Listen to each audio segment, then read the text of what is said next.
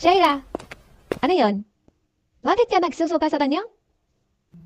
Huwag mong sabihin, buntis ka. Nag-aaral ka pa? Buntis ka na? Ah, wala po to ma. Baka may nakain na nga ako kagabi. Kaya sumama yung tiyan ko, pagising ko. Huwag kang magsisinungaling sa akin. Kilala kita. Wala talaga to ma. At kung nagsisinungaling ka, hindi mo rin yan natago.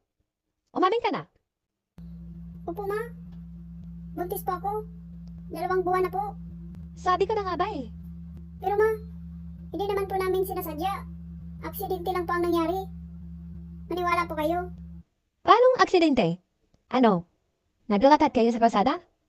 At nagkapagdaan kayo? Tapos nabunggo ka ng manulining lalaki? Meron ba?